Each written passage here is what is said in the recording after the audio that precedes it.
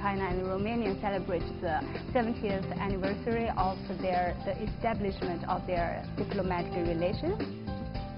Hospitality of Romanian people to me, to representatives of Chinese people. And they say that Chinese people, sisters and brothers. And then the only country which followed the same path, which objectively became an ally of China, was Romania. That gave me the possibility to see from outside how China is moving ahead.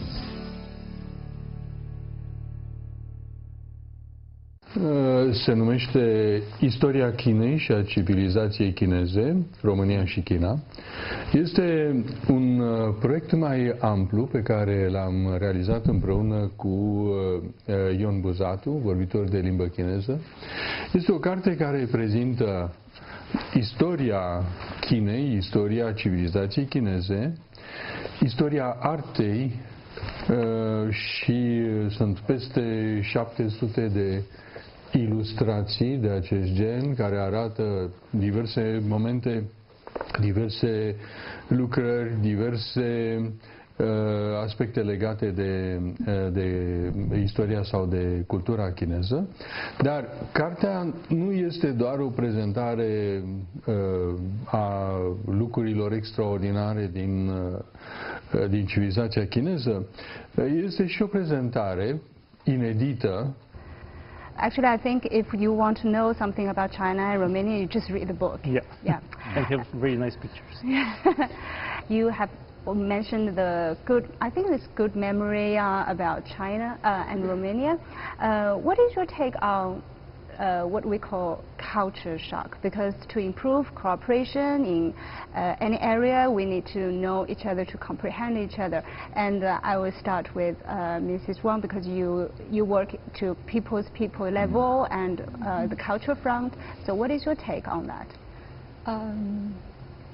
Concerning this question, I thought actually, since I have been in European countries for many years, so I always try to avoid using this cultural shock. Yeah, maybe I should avoid using that too. Because I was very curious about different cultures, and I always try to tell the students to respect a different culture and different things which you will find that it's quite strange, but you should try to figure out what happened and why it is different from the Chinese culture.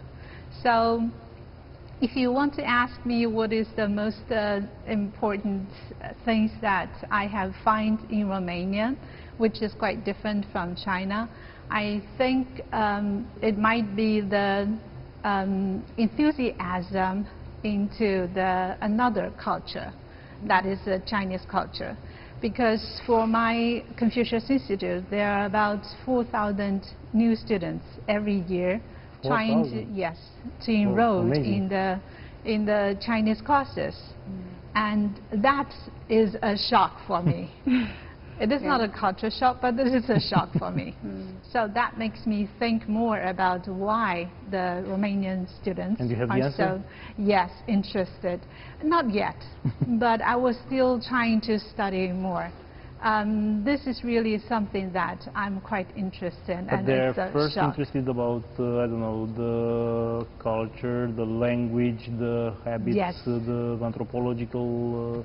Yes, definitely. Definitely. If you will put on a list, which will be the first point of interest? I think because most of our... To write in ideograms? I think it is to write. Yeah? Yeah, this is the most difficult part, but it also makes the students trying to figure out the way how to just try to get it better. I have my cultural shock about this. Yeah. Can I put it in a few seconds? Yeah, of course. When I was the first time invited in China, the embassy gave me a plate with my name and my colleague name written in Chinese, just to keep it in the airport, to pick me up somebody from the Chinese delegation who have to meet with. And I wait with the plate for minutes, nobody came to me to pick me. The hall was almost empty. And at the end, two Chinese came to me and say, Mr. Russo, yeah, keep it like this because it feels vice versa. So I didn't know which was the high and the top of the plate. So this is my cultural shock. That is That's a great one. Yes. You know, last year I received a gift, a book, written by an important Chinese philosopher today, which is about the Chinese philosophy from the modern perspective. It's a very, very interesting book, and I've seen there something which is very important to note, that some of the most important, let's say, famous concepts and principles of the Chinese philosophy, Confucianism, Taoism, and many other philosophers, you can find, the philosopher found that they are almost the same as some of the concepts advanced by the greatest European philosophers like Kant, Hegel, or Bergson. So that shock is not as much shock as one can believe. Fundamentally, there are some essential concepts which are the same. That is absolutely significant from the point of view of understanding what brings us together as humans. And this point is pointing, I think, very positively in the sense of the Chinese diplomacy, international diplomacy today, which is precisely our common destiny. And you have written something just like the Chinese president, to say the community of shared future, something alike, right? Right, right.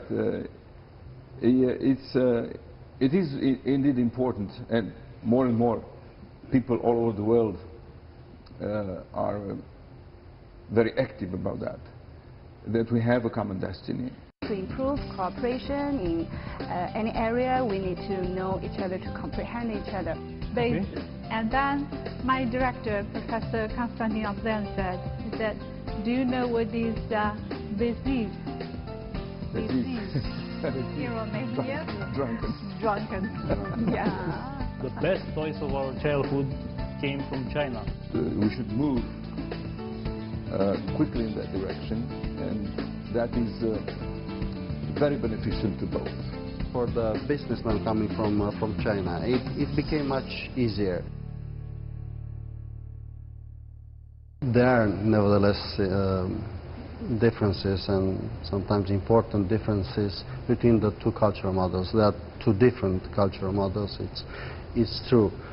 And it's all the time amazing to discover on the other side important parts of how the others, in this case the Chinese, are thinking, are reacting, are taking action, they're exposing their feelings. You know, the Chinese, when you see them also at the official level, they are very, let's say, they have a sober attitude, they manage their feelings and so on. On our side, as Romanians, we are much more visible, emotional. We are Latin. We are, let's say, showing much easier our internal feelings. When you become friends, you discover something which is inside, which is slightly different. So on the cultural model, for instance, it was extremely interesting for us and important for me as a politician, high-ranking official at the time, to discover how you are managing the politeness, how the Chinese are polite, how they are expressing their politeness. And it was extremely interesting to learn from that. Of course, there are also the official moments which are less official.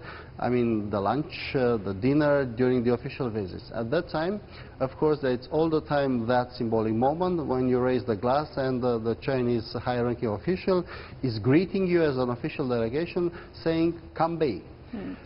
We had a number of years, and myself, I had a problem. Which was not a big problem, but I had a problem because Kambei in Romania it means you drink too much. And when someone is saying you Cambay, you drink too much, of course the first Latin reaction is to smile and say, it's not true, I'm not drinking too much. Now, this is half joke, half serious. And we all the time had to explain to our official Chinese friends that it's not being impolite when if you see a smile on our face, because the meaning was in Romania, Romanian was the following: you drink too much, which was not the case.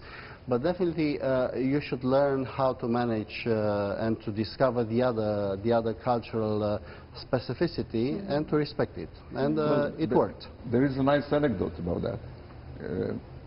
It was during, in the 50s, late 50s, when during an official visit of the leader of Romania at the time, Gheorghe Dej, in China, there was the official lunch or dinner, and at some point Chairman Mao said Cambay, and our leader Gheorghe Dej said, you see, Chairman Mao is speaking Romanian.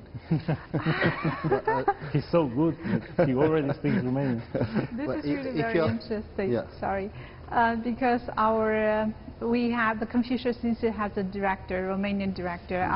The director of our Confucius Institute gave me a good example of this too. In Chinese, this is 杯子, the glass, 杯子. And then my director, Professor Constantin Oplean, said, he said, do you know what is beziv? Beziv. In Romania? Drunken. Drunken. Yeah. So this is why I remember how to say that in Chinese, 杯子. So it's really very interesting. If you allow me just briefly to come back to how to be polite. We have appreciated during different official meetings the very sophisticated manner of doing things from the Chinese side, and of course we try to do the same on our side. I was extremely impressed at a certain moment when I accompanied, as a foreign minister at that time, my prime minister, Mr. Ponta, at that time, in Beijing, when we have been received by President Xi Jinping. He started making reference to old, beautiful, and known in China Romanian movies. And he mentioned Dunăre Albastră, he mentioned many other things and many other songs, old, beautiful folk songs and so on. And we were extremely touched, honestly, at the level of the President of the Republic, Social Republic of China, Popular Republic of China, to see that these are mentioned at the level of President. It was really impressive for us. And the memory, especially at the let's say, elder generation, is true, maybe not anymore to the younger generation, of the friendship with Romania and the old cultural items of Romania being present in China that were appreciated at the time. And all the toys of our childhood, the best toys of our childhood, came from China. And I still have some of them. I had a lot of these I have toys. a museum with a lot of Chinese toys already. To improve cooperation in any area, we need to know each other, to comprehend each other. And then my director, Professor Constantin Oplean, said, he said, do you know what is beziv? In Romania? Drunken.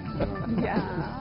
The best toys of our childhood came from China. We should move quickly in that direction, and that is very beneficial to both. For the businessmen coming from China, it became much easier. Yeah, as I understood, as you have already mentioned, that we just should manage to understand the little things and trying to comprehend each other instead of opposing each other's culture. And I think it's when we look at the perspective of the cooperation, and now, like we have seen, there's important project like One Belt and One Road initiative and other projects. So what is your take on the future development of China and Romanian cooperation? I will start with you. Yes. Romania is already a signatory of the framework 16+1, which is related to the Belt and Road Initiative of President Xi Jinping. Personally, I think it could be an excellent opportunity. For the time being, there is no yet one concrete project to be introduced like in other countries, like other countries already have done that in Europe. Even if there are some interrogations, I'm absolutely convinced that there is always a framework, a kind of contract which can be established in order to avoid any kind of, let's say, inappropriate situations. And the presence of the Chinese investment is welcomed. I am specifically thinking in the sector of the energy, notably. It's been a discussion, it's been a talk about extending the nuclear power plant in Chernavoda. There are 2 units already functioning. The first one, it was done when I was Prime Minister. The units 3 and 4 should be completed, and the Chinese are interested in that within the framework of the Belt and Road. So again, I think that this initiative is a new kind of projecting investments in every place in the world. It's already functioning in many places. And secondly, this can be done, even if Romania is a member of the European Union, because those terms of the agreement, when you start, those terms of the contract, when you start such kind of project, can be met in order to, in the meantime, respect every other engagement of the country, especially of Romania. I think we should move quickly in that direction, and that is very beneficial to both, to Romania, of course, and to China also. Acum, China a devenit foarte mare, a crescut foarte mult și relația Chinei se face în zona noastră pe formatul 17+1.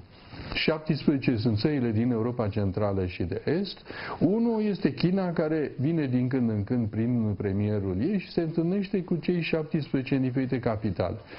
Deci China acum tratează această zonă, nu sună foarte bine, în vrac. Sunt împreună. Proiectele sunt mult mai greu de realizat. Sensibilitatea politică este mult mai mică. Și de aceea există un debalans din punctul de vedere, un dezechilibru în ceea ce privește relațiile economice, fluxurile economice. Deci sunt multe lucruri pe care ar trebui realizate. Dacă putem să capitalizăm în continuare pe relația politică deosebită, poate vom reuși cândva să relansăm și relația economică. To improve cooperation in any area, we need to know each other, to comprehend each other. Okay. And then my director, Professor Constantin Ablen, said that, do you know what is beziz? Beziz. In Romania? Drunken. Drunken. Yeah. The best toys of our childhood came from China. We should move quickly in that direction, and that is very beneficial to both. For the businessmen coming from China, it became much easier. Politics and economics go hand in hand. You know that last year the level of trade on both sides, it was around or a little bit more than $6 billion, which for Romania as a small country is significant. For China it's almost nothing. 6 billion, 5 billion which is export and economic presence of China in Romania, 1 billion it's Romanian exporting in China, or around 1 billion. That means there is a deficit on the trade connection between Romania and China, and definitely Romania should do more, having, let's say, the cooperation of the Chinese authorities. I will tell you a small story. In October 2014, I was invited officially to visit China just before the Congress of the party, of the Communist Party. It was an important moment for China, the next generation of leaders, and for us it was important to succeed to make the connection with people from the next generation of leaders. And I had the privilege to meet at that time Deputy Prime Minister Li Keqiang, that after the Congress became the Prime Minister. And the discussion was, among some other important topics, a future visit of the future Prime Minister of China in Romania and the economic dimension. The visits took place in 2013 in Bucharest, in the margin of the 1+16 frame China cooperation with the Central Eastern European countries. Some time ago it became 1+17, another Balkanic country joined this initiative. And it was discussed a number of projects, inter alia on infrastructure, you have mentioned energy, and so on. So we have a frame, and we should put some substance in this frame and to accelerate. And last but not least, I want to mention a dimension which is important for both China and Romania, which is tourism. Mm-hmm. There are Romanian tourists visiting China to discover its wonderful beauties. But I saw on the reports that last year, if I'm not wrong, only 33,000 Chinese tourists visited Romania, which is a low level. Maybe because also we didn't manage to put back the direct flight from Bucharest to Beijing. It's true, we didn't have yet a direct flight anymore, but it's also related to the procedure of visas. If you allow me to finish this, because it's important. Romania is not in a very simple situation, because we are members of EU, but we are not yet members of the Schengen area. That means there is most of the countries, not all EU member states, they are members of the Schengen area, and free movement without border controls and so on. So we are still kept by some, let's say, rules being outside the Schengen area. What we did in 2013 as a foreign minister, that I proposed to the government to facilitate and to, let's say, raise some obstacles, first of all for the businessmen coming from China. It became much easier. Secondly, sometimes after that, also to facilitate the procedure for the visas for the tourists coming from China. Also for the students, we should do more, because the Chinese, of course, are attracted. I discussed it with a number of Chinese friends. They are attracted by the beauties of Romania. It's not only Paris or London in this Europe, it's also Romania, which has an important number of beauties. We should do more on this topic. Yeah, I will leave the last to you. I mean, he mentioned the people-to-people contact may be the most direct thing, so what do you think? Yeah, I think the Belt and Road Initiative has really brought quite a lot of opportunities, especially for the mutual understanding of both Romanian people and Chinese people, and deepen the cooperation between the two countries. This year, the president of our university, my university, Beijing Language and Culture University, Vice President Zhang Baojun has led the delegation to visit Romania again. And BLCU has set up the first Confucius Institute in Romania. And the second, the independent Confucius classroom has been set up again in Constanța. So the two sides are deepen the relationship and also the cooperation on the university level. And last year, the president of Sibiu County, President Chen Pao, she has led the delegation to visit Yangzhou, Nanjing, and trying to build up the relationship the sister relationship between Gaoyou, the city of Gaoyou, and also the Midiash city in Sibiu County. And she's also trying to help building the sister relationship between Yangzhou and Sibiu city as well. At the same time, we are trying to build up we are trying to promote the traditional Chinese medicine program in Sibiu as well. And this year we have held the first international TCM meeting in Sibiu. So all these are brought by this Belt and Road initiative. So it's really a wonderful move. So this is great that it's a step forward in each field, and yours is the first one, is the first line of the sharing experiences. I mean, we don't have much time left, so we should wrap up. For 70 years we have so much things to tell. Next time you should come to China and we'll do something we're going to do it again. Yeah, but before 80 years of diplomatic relationship. Okay, and thank you again for all the guests for your precious time, and thank you for watching our show, and I will see you next time. China and Romania celebrate the 70th anniversary of the establishment of their diplomatic relations. Hospitality of Romanian people to me, to representatives of Chinese people. And they say that Chinese people, sisters and brothers. And then the only country which followed the same path, which objectively became an ally of China, was Romania. That gave me the possibility to see from outside how China is moving ahead.